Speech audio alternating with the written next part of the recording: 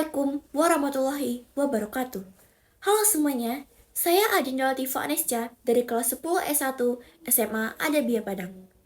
Tujuan saya membuat video ini untuk menceritakan salah satu seorang tokoh ulama di Minangkabau, yaitu Syekh Dr. Haji Abdullah Ahmad.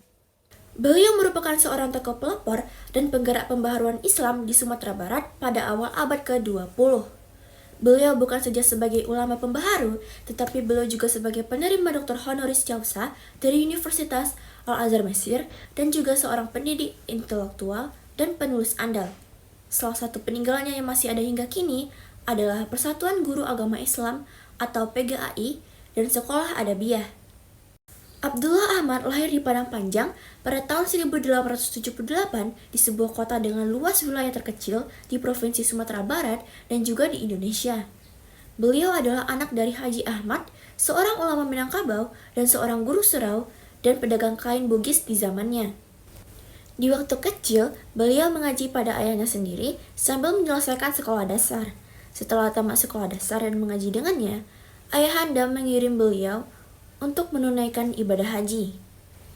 Pada tahun 1895, beliau berangkat ke Mekah untuk menunaikan ibadah haji dan belajar ilmu agama Islam kepada Syekh Ahmad Khatib atau Al-Minangkabawi.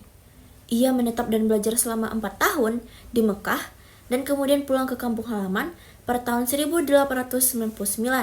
Sekembali dari Mekah, ia mengajar mengaji dan agama di rumah, kemudian disuruh jembatan besi Padang Panjang. Pada tahun 1909, Abdullah Ahmad mendirikan sekolah Adabiyah.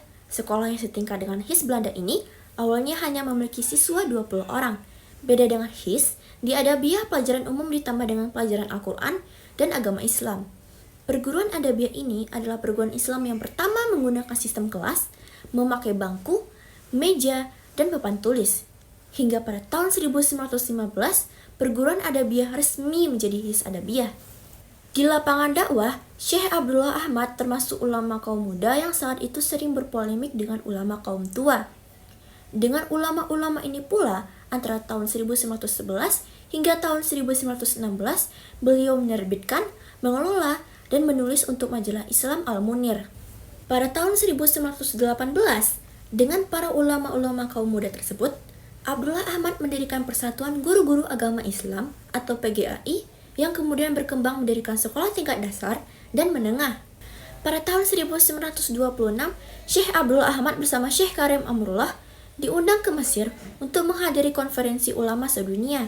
Selama di Mesir, keduanya menarik perhatian ulama-ulama di Al-Azhar sehingga diundang untuk berceramah di Al-Azhar.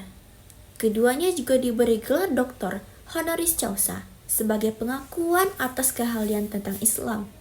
Maka, sejak itu, gelar doktor melekat pada Abdullah Ahmad dan Abdul Karim Amrullah.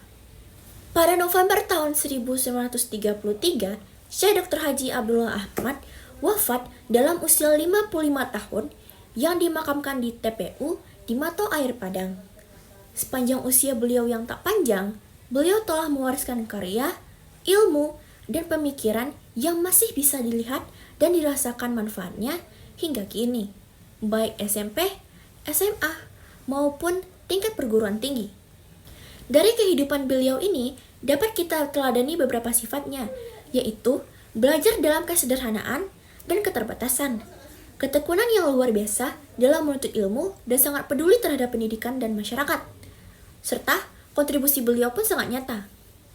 Nah, teman-teman semuanya, hanya itu saja ulasan tokoh dari saya mengenai Syekh Dr. Haji Abdullah Ahmad. Apabila ada kesalahan kata, mohon dimaafkan. Sekian, terima kasih.